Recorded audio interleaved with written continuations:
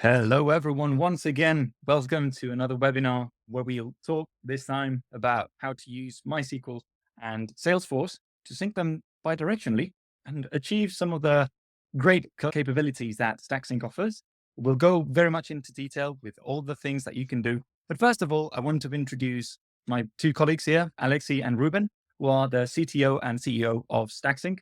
I'll let you guys go ahead and give a brief introduction, and we'll jump ahead and give a rundown of what Stacksync is capable of.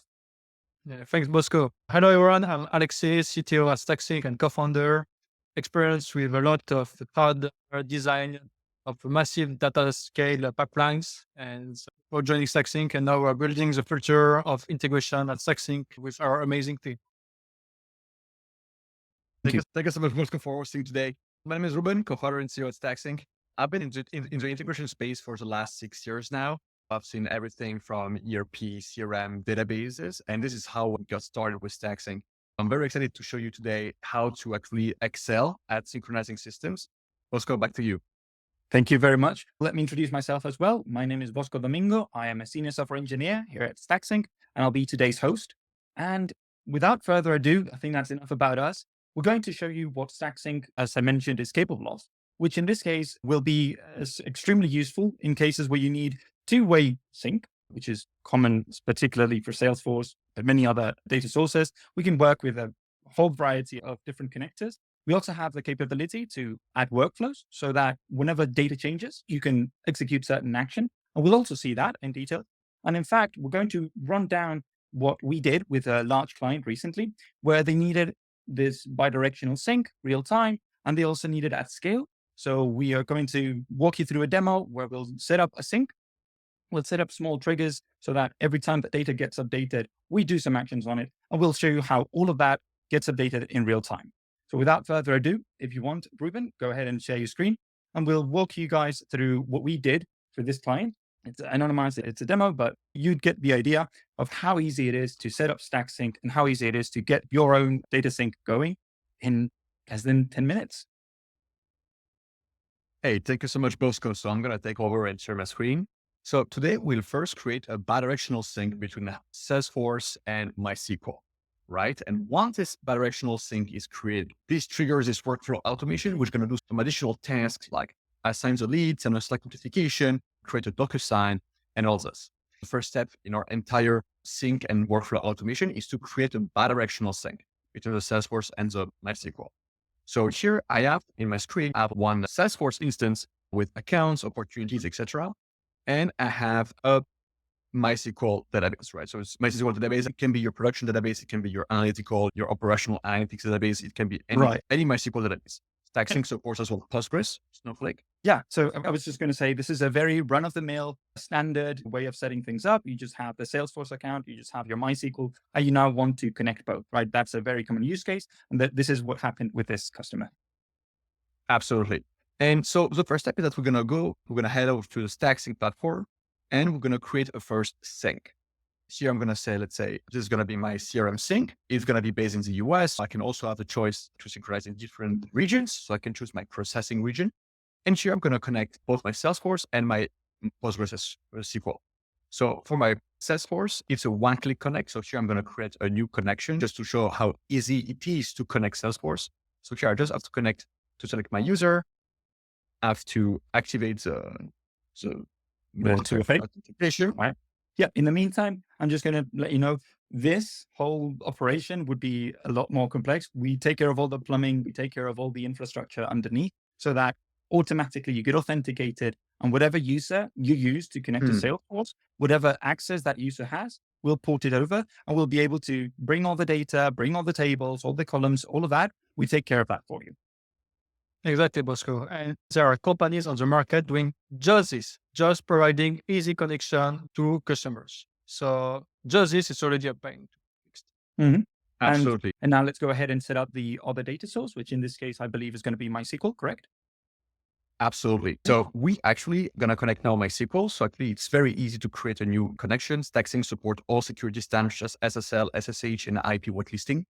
We also provide like some connection to any VPC connector and all the other cloud provider you might use, specific connections to GCP, AWS, Azure, and all this. Today, I already pre-configured the connection, so we're just going to be able to use this one. So here, Stacksync just scans your entire database and Salesforce and everything it has access to. For example, all standard and custom objects in your CRM can be synced. It's very powerful. Here, if I go to the second step, once my apps are now connected, I can actually choose which tables I want to sync. So you can see that here in my Salesforce, I have a lot of tables, right? I have like all my standard and custom objects. So here for the use case of today, we're just going to play, let's say, a small scenario. Like every time there is an opportunity which is created, I would like to actually aggregate the total amount of opportunities for a given account and update the account, right? So every time I'm going to create, let's say, a new deal for an account, let's say I create a third deal for let's say, a given company, I want that in the table accounts, the total sum of all opportunities existing for that account be updated, right? So when I create an account and I create a deal, the deal amount updates into the account. It's very And easy. So at least, yeah, it's worth mentioning, Ruben, it's worth mentioning that when you create these tables, when you let Stacksync create them for you, all the data mapping will be done in the backend, right? It'll be done magically, not magic, it's tech, but yes, all done for you so that all the mappings are correct and you can work with data bidirectionally without any worries that some data may not be correct or may be corrupt. Don't worry about it. We'll take care of it. absolutely. So Stacksync here, we can see a few tables which are suggested. Stacksync can synchronize your data to the existing tables into your database. However, Stacksync, if you don't have a table already with a correct schema or the correct name, etc., Stacksync can create a table for you with the perfect schema at the perfect data type. You can synchronize also one way or the other way, or two-way sync. Today, we're going to demo two-way sync just because it's how we want to display this use case, but it really depends on any kind of scenario that you want to sync or to create. Up to this point, we have accounts and we're going to have opportunities. We should see those two tables being created in MySQL. Absolutely. So if I go at the very bottom now, I can actually go to the third and last step of the sync. So it's very fast. So Stacksync will just create a table called account for me. So I just have something called like this, right? So account, and I want to remove the uppercase. And here I can also call it opportunity. So you still have the opportunity to modify this data. You can make sure that it follows whatever naming convention you may have internally. And as you can see, you still can change the types if you wanted to. The ones that we provide are the ones that are usually best for that particular data type from the original source. But in any case, you still have the power to change them if you ever saw it fit. Be careful with that because it could be incompatible in that case. We recommend leaving whatever we suggest as the data type, but hey, know that you still have the chance and the ability to customize it to your likes. Exactly. So you don't need to actually customize everything, but if you want to do, we support you to this, right? So for example, here, even if a field, for example, billing latitude, you don't really want this field, you don't really need this field into your use case, you can just remove this and this field will not sync. So I will just now let Stacksync create the two tables for me and go to my database and see how the data is syncing. And with this, you have a sync already set up, right? By default, it'll be set as paused. So you'll have to turn it on manually, but this is just for security out of safety. The moment that you click on the pause and you toggle the sync on, you'll see the tables being created and all the data being ported over. Absolutely. So here I can see the table account has been created, and I can also see the table opportunities got created. Okay. So here the data actually is a sync on. Okay. The sync just turned on. So here, if you go back, you can see that in the sync statistics that your data syncing. So here, if I just refresh, I should see 4 opportunities and 25 accounts. So now I'm going to go to my Salesforce. I have 25 accounts. As you can see, all the data got immediately detected and ported over to MySQL. So you have both tables in the same state. So now we're going to move 100%. Over to the next step, which was to set up a trigger. What triggers do is basically every time that an event happens, such as updating a row or inserting a new row, we want something to happen. And in this case, as Ruben mentioned, what we're going to do is every time that we get a new deal for a specific account, we want to do the sum of all the values of all the amounts for that specific deal so that we get a total, right, set as the description of the account. That way, it's very easy for us to check at a glance, okay, how much is this account worth in the terms of the entire deals? We're just simplifying it and automating it so that nobody has to keep track of this. It all gets updated automatically every time that a data update happens. Okay, so let's go ahead and set that up.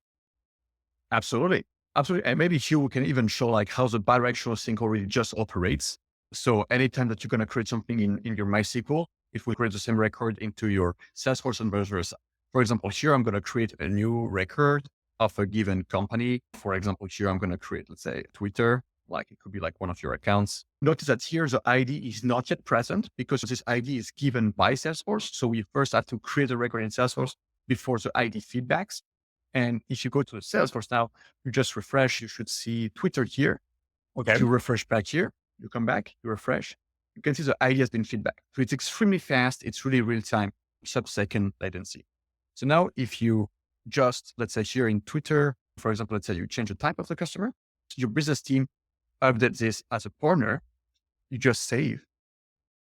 And now data should be synced to your MySQL. So now if I refresh, I should see that Twitter should be a partner. Exactly. We've seen all the updates in real time happen from both sources. We've added a new row from MySQL. It was ported over to Salesforce, and Salesforce actually added the ID. And one question that I had, that many people have, is what happens if you do add an ID? What if we wanted to say, I'll add my own ID here? Salesforce doesn't play nice with that. So that's not something that Salesforce allows you to do. However, in MySQL, you could add the ID perfectly. So what's going to happen there? Yeah, absolutely. So here, if you would say you make some mistakes in your MySQL, right? Because MySQL is much more flexible than what Salesforce enables you to do, has less validation rules, etc. Here, you, for example, it's you can modify the ID. So MySQL will actually enable you to do what is going to happen in that case when Stacksync is going to try to sync it to Salesforce. Salesforce is going to tell you, no, you can't modify the ID. So if I go to my Salesforce, to my issues table, I can see that 9 seconds ago, the following columns were not writable. And here, if I click into the issues, I can have the entire details of the entire data syncing issue that happen in the Salesforce table accounts. And I can also see the IDs of both records in both apps, right? So I can see 26, record 26 in MySQL and this record in Salesforce. So I can go and troubleshoot manually in case, right? So there are no more silent issues. Your entire engineering team is always aware of what is happening. And I actually received an email on my side just now alerting me about this issue. Right. So that's extremely powerful, right? It makes you be able to see what's happening, why a certain sync didn't take place. As you mentioned, Ruben, no more silent issues. The important thing is that we make sure that everything is easy to track and easy to know what's happening and what isn't, and why each particular small change, if it fails, why it failed. Right? This gives you a lot of power to be able to solve this. So in this case, the easy solution would be, let's revert this change so that we go back to the ID that Salesforce provided, which is the correct one. Absolutely. Here, I can also see like the total record with like the entire data of the payload, which was problematic. I can see it's an update of a record. So now here, I can choose to another issue, retry to sync or revert. If I click revert, Stacksync will go and cherry pick the value into my Salesforce and feed it back because Stacksync does not store any after data. So Stacksync will not be able to actually restore the previous value of this record. But since Salesforce still contains this value, like Stacksync will be able to go to Salesforce, ask value and put it back. So here you can see with one click, you have been able to solve a very important issue. And these issues could be actually nested into millions and hundreds of millions of records, right? So it's very hard for you to track. And if there is an issue, which is usually silent, you will not be able to know exactly where the issue is. So Stacksync really enables your engineers to save hours and days of debugging every month just because of this proficient and extensive issue tracking. Okay, brilliant. So we've showcased now how easy it is to set up a sync. We've seen how easy all the transactions and all the data changes and how everything that happens in one place gets permeated to the other and vice versa. So now we're going to go ahead and see what we can do whenever these changes happen, how we can trigger workflows, which just expands the ability that you have to control your data massively. Because now you're able to run even your own code if you want to modify that data. What are we going to do now? Easy. You can transform that data however you want so that it still fits your model, still fits your pipelines, and you can still work with it, right? That's the power that workflows give you. So let's go ahead and set up a trigger real quick. In this case, I assume that every time that we add a new deal, we're going to want to grab the amount and we're going to want to get that data so that we can aggregate it. I assume that's also going to happen when we update it. Absolutely. So here we're going to create a trigger which lets us update the total opportunity amount, right? Okay. For a given account, right? So every time there's a new opportunity, which is created or updated on table opportunity, you want to execute the trigger. And Probably it's also wanted whenever a record is deleted as well. If we delete an opportunity, we also would want to update the opportunity cost, correct? yeah, absolutely. And so here you can also apply any kind of filtering. For example, here you can say, let's say, and type equals enterprise or any kind of filtering you want. This is so Stacksync is a no-code platform, a no-code, low-code platform, which enables to do everything. But Stacksync is also a pro-code platform. So if you want to do some operations with your own custom code and your own custom scripting, Stacksync enables you to do. It's not Here, mandatory, but you can do it. It's not mandatory. 100%. So here I will actually remove this filter because there is no need for a filter here in this case. And here we're going to trigger a workflow, a Stacksync workflow for workflow automation with a URL. So first, to get this URL, actually Stacksync workflow is going to give it to us. So now I just go back to workflows and I will see actually my workflow UI. It's a very similar UI as well in the sinks, but now here you can create workflows instead of sinks. Okay. Workflow automations. What is a workflow exactly? Total opportunity amount. Okay. So actually a workflow is really like an opening to the world of data transformation, taking action, communicating with queues, like manage Kafka queues by Stacksync or any kind of queues that you have, interact in an event-driven fashion with any of your application and systems. You can actually perform some actions in Shopify, in NetSuite, in any other apps you can think of, Airtable, Slack, Notion, like any other app. So it's a set of instructions that gets triggered by, and we saw that you can filter, you can decide which triggers will trigger that workflow. And what happens in that workflow is completely up to you. You have the power to use any of the tools that we give you in whatever way you deem most useful to your use case. Exactly. And to build up on what Ruben said, the power of Stacksync is really managing the infrastructure, because all our customers, like all the companies on the market, they have these kind of use cases where you need to take a chain of action after an event, right? Mm-hmm. So here Stacksync is just like making it easy for our customer to build all this business logic on top of, because you need to implement this, right? And let's imagine if you don't have the Stacksync workflows, what do? You need to have your own managed Kafka queue. You need to have your own set of workers. You need to integrate with all these APIs. You need to be resilient. So building operational pipeline is very hard, right? But building a very resilient and scalable pipeline, like it's a lot of infrastructure, and you need people dedicated to that. But with Stacksync, it just works. Exactly. You can build your business. So there's a lot of power in this tool right here, even though it seems very simple, and it is simple to use. But again, lots of workflows, lots of use cases that you can fill thanks to this. So let's go ahead and set up the one that we're going for, which in this case would be aggregating all the amounts. 100%. If I want to double down on what Alexis just said, right, it's that the problem in building workflow and automations in an industry is not only to have engineers to build logic and to just code the logic, right? Affecting authentication, limits, error handling, monitoring, etc. But it's also all of this deployment and DevOps work that you have to do. So for example, creating a GitHub repo, making it compliant, managing access rights to your GitHub, having your developers have a dev stage and a production branch, pushing, doing some testing and monitoring these branches, right? So now you have to pay for another monitoring tool, an alerting tool, and this is extremely complex. So DevOps infrastructure, building the code itself requires a lot of logic, a lot of costs, and a lot of time to develop. And Stacksync enables just your team to deliver more projects with the same headcount just by actually simplifying this infrastructure, DevOps, and logic building blocks. Here, actually, a workflow, as Alexis mentioned, is a sequence of different actions, right? You can use it in HubSpot and create some records. You can do some Python data cleaning or JavaScript data cleaning with your own scripting. You can really do whatever you want. It's really extremely important. If every workflow comes up with a trigger, right?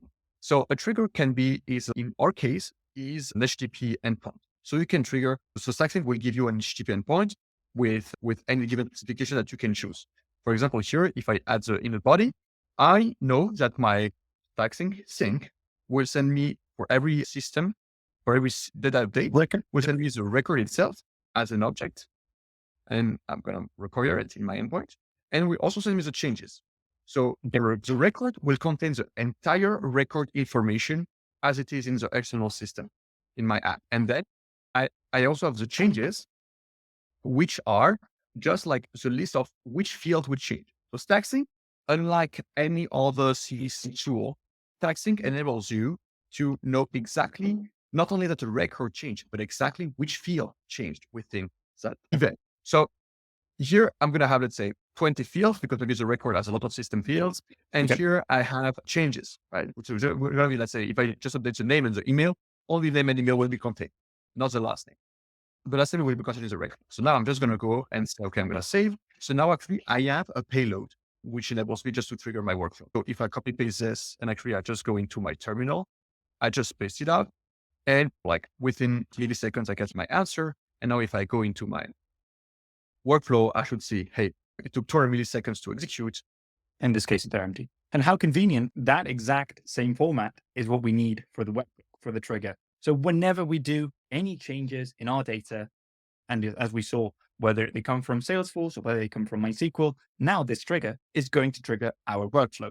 So this is basically tying up the entire use case right together and making sure that not only we have that bidirectional sync, but we also have the operation happen, change that data as we see fit. In this case, we're going to be able to aggregate all the amounts in order to create that sum that we wanted and that we've mentioned, right? So as you can see, there's also two special keywords, which are the records and changes.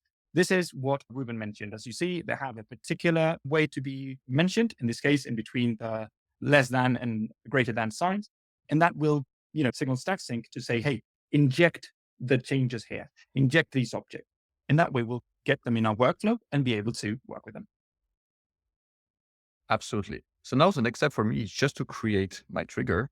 And now the trigger is created, right? So it's instantly deployed to all my endpoints. So now as soon as I actually just create an opportunity, right? So now I'm going to go into my Stacksync Salesforce. Yeah. And I'm going to create one opportunity, just like a dummy test opportunity.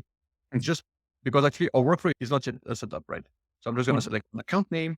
I'm going to say, let's say Twitter. And I'm going to select stage qualification amount, 1,000. Okay. So now actually the data will be synced from Salesforce to MySQL. I go to MySQL, I just refresh, and now I should see, okay, there is a new dummy account, new dummy opportunity, etc. The data has not been updated yet, simply because our workflow does not do anything yet. So after my workflow, I can see though, which I have one execution where I can have like my entire Salesforce record inside of it. And I have all the information, right? So I have entire record and the changes which are. So then we see all the information that Salesforce automatically included when we created the new account, the new opportunity. And now we're going to change that data. 100%. I'm going to go, not know which I receive actually my data from my post trigger, from my API endpoint. In this case, I'm going to execute a query, right? And this query, so here's the job is to aggregate opportunity amount to accounts table, to account record even. So what's very important is that here I'm going to select MySQL connection, which I set up before. So it's like the exact same connection. And here I'm going to paste my query. So here I just have a very simple query, which update accounts and actually select the sum of the amounts from the opportunity for that given account ID. So every time we're going to create an account, new opportunity, I'm going to take that account ID and I'm going to select all the opportunities for concerning that account. And then I'm going to be able to update it. Okay. Sounds really good. I just save. And that should be it. Stacksync has a very powerful feature, which is to update, basically actually to be able to replay a workflow. For example, here, I have this workflow and my module was not present yet, or maybe there was a bug or something else. I can actually choose to replay this workflow, and this workflow will just replay, simulating that this trigger has been just like triggered by an external system. For example, let's say if there is a bug into one of my operational workflow and I fix the bug, instead of having to, it would just catch back up on all of these items which were missed. Stacksync will just enable you to reprocess the entire workflows which failed or which missed a few actions. So you can just confirm to your client that all action were taken and that you catched up on everything which has happened during an outage or during where a missing piece of the logic were. So if you do happen to find a bug, you can always revert back to a previous version and replay that. or you can create new versions as you go. You have the options as well to have that version control to ensure that any changes that you make are appropriate and you don't lose any information that you may have had in the past. Absolutely. So for example, here, if I just go into my opportunities, right? So now if I just go and I create a second opportunity, right? So I'm going to create I'm going to say opportunity name Twitter 2, right? Okay. And now it's going to be account is going to be Twitter and it's going to be $20,000 qualification. And that's pretty much it. So now I have another opportunity which has been created. If I just look at it here, opportunity becoming right now, 20,000. So now I have two opportunities for the same account. And now if I just refresh, actually here, let me check it. So here we can see if the triggers have been triggered.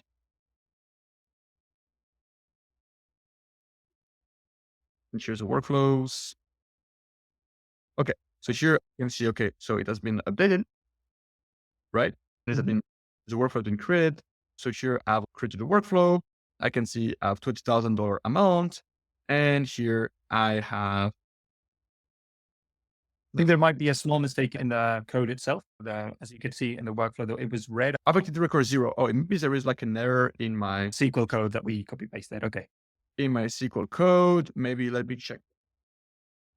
Let me check what is the issue. Okay, so here I have my table opportunity and account. Do with the name of the column itself.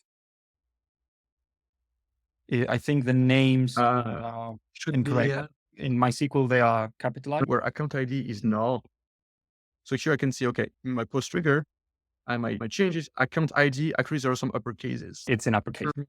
And now let's imagine you had built your own setup in-house and you have this issue, right? How would you typically debug it? Yeah, it'd be very difficult to debug this. Yes. And so right now, by the time I finish my sentence, Ruben will have been able to fix it because it's so easy with the Stacksync dashboard to really monitor everything that is happening, precise input, output at every single step. It's really designed to be so easy. Sometimes our customers at the end of the meetings are like, but it's so easy. And I just want to be perfectly clear. This was not planned. Yeah, completely. So eventually here, so we identified that we had a problem with the column names. Here we could see, hey, affected records 0. So this should have updated like one record. And what actually happened, I changed this and I click replay. So I didn't have to go in my Salesforce and redo any action. I could just replay here. So as an engineer, I can actually have a full control, a full cockpit to actually replay also the past. It's time travel in code execution. It's pretty powerful. And now actually I just execute the workflow and now I've seen 21,000. So now really conveniently, I can actually create like another opportunity. Actually, I'm going to go and create it from MySQL. So my opportunity is going to be very easy, right? I'm going to duplicate. I'm going to do Twitter 3. And this opportunity is going to be even bigger, right? It's going to be $500,000. One. Yeah, it's a pretty good one. I'm going to say close date is going to be something like today. Okay. And I'm going to submit, right? So now I did commit. So now I can see, I can just wait my whole thing. If I go to my opportunity here, see now I can put a tree. Two executions of the workflow. One, which is when we created it on MySQL, and another one because we have the update from Salesforce, back to MySQL, adding the ID, adding all the mandatory fields that Salesforce includes. Exactly. We see two of them here. And here what we see, okay, so here I created here we can see in the changes, I have also fields which I've updated. And here I can also see that all the system fields by Stacksync, by the automatic Salesforce instance, for example, let's say created by, created date, like all of these timestamp fields have been a feedback. So here, if I go back here, I can see here I have a feedback, right? And if I go back to my accounts, now it's 521,000. Fantastic. So the sum executed correctly, as we can see. It doesn't matter where the data comes from, or the aggregation happened correctly. This gives you the power to control your data at a very granular level. You can choose to go as low as you want or as high as you want. In this case, you have the tools that you may need or you're most comfortable with to be able to work in your terms with your data. You're the owner, you take care of everything. And as you can see, like Ruben right now is going to try multiple fields multiple rows at once, and that still will work. That will trigger all the inserts. It will be permeated to Salesforce. Salesforce will be able to update all the fields. And in any case, the opportunity will be added correctly. So that's extremely powerful in order to be able to have these types of aggregations, this type of data pipelines, which, as Alexei mentioned before, would be extremely complex and expensive, both in terms of money and time and just headaches. This would be Exactly, this Bosco. And here is still a quite simple use case, right? We don't Mhm. have massive data. We don't have millions of records. One of our customer, for example, when they add at the TV, like in 1 minute, they had millions of new leads that they had to insert to the Salesforce and do similar Yes. operation. The problem is that the other team, the data team, what they did was like just using the easy Salesforce API, just REST API, writing a few hundred of records at a time, but it's not enough. Like you need to use bulk API, special API. You really need to go deep in the implementation to really make it scalable. Right. So even if most companies can do something quite easy, that might work 70% of the time, doing something that really scale and really resilient is the real complexity that Mhm. Stacksync manages for you. Absolutely true. The level of depth that you might have to go to and all the special edge cases. Oh, you can't do it past Exactly. this batch size. It can be really cumbersome. And you mentioned it, like 1 million leads in one go. That's not unusual if you're a very large company and you purchase a Definitely. data set from another company or from whatever, from a partner that gives you leads and they send it every day at 6 a.m., something like that. It's not Yeah. unheard. It's something that can Yeah. very much happen in the real world. And you need to be able to Definitely. handle those use cases. Takes care of that for you. Exactly. Because it has direct business impact. If you lose leads, like you lose money at the end of the day. You pay It's for the real leads. consequences. Yeah, exactly. And there you go. You have the entire sync working bidirectionally, doing operations every time that data comes through, whether it's from MySQL, whether it's from Salesforce, we don't care. Everything that comes in, we see it. We're able to update dynamically. And all of this, like it's that simple. Really, if you did this on your own without explanations, without anything, just after watching this, go and set it up, you can have it working in 5 minutes. It's that simple. Much It really faster. is. Much faster. And so here, so Stacksync really enables you to really cut down and help you. So actually Stacksync as a data leader or as an engineering leader enables you and your team to actually just get the right tooling to create both like data syncing, which can be used for operational and analytical pipelines. It can enable you to actually transfer data bidirectionally between your different systems and also do any kind of workflow automation, which you might want to do, right? So Stacksync is really that powerful enterprise tooling which replaces like many of your DevOps operations, of your infrastructure deployment and just costs. For time, because time is money, right? As well as like building business logic, right? So here you would not have, like here in this entire setup, we did not touch a single time an API and we didn't do any code. So the beautiful thing is that all of this happened so fast. So your system becomes so much easier to architect with bidirectional sync and workflow automation. It's so much easier to maintain because you also have everything. Like we didn't even talk about monitoring, right? Also monitoring, which is baked in, so issues dashboard and the things. So all of this really helps your organization to move one step forward, especially if you have very large tech teams working on very large complex systems, or if you have a smaller tech team without too much development capabilities and you want to help them build more with the same resources. Stacksync is the tool which can enable you to do just that. And this is what makes Stacksync in the end. I think summarized, basically, this is a perfect example of work smart, not hard. In this case, what we're doing is we're taking away all that complexity. We're hiding it. Europe's being abstracted from it. All you care about is a product that does all the data syncing that you need with all the data operations that you need. And you don't have to care about having a team, about keeping up that infra, about the cloud costs, all those headaches. You just abstract from it and you go ahead and build what makes your business and what brings value to you, instead of having to care about all this miscellaneous other stuff that is necessary. Yeah, sure. But it doesn't bring you value necessarily. It doesn't make you stand out from your competition and it doesn't make your business go forward. So we take care of it so that you can keep building what you want to build. Thank you so much, Bosco. I think we're going to call it a day. I think we showed everything that we wanted to show. Feel free to contact us in any way. We're on LinkedIn. You have our emails as well. Feel free to ask us any questions that you may have after this webinar, or if you have a specific use case that you want to show us and you want to ask us about, more than happy to help in that regard for a fantastic explanation. And I hope that everyone has a fantastic rest of the day as well, and that you enjoyed this webinar. Thank you so much. Thank you.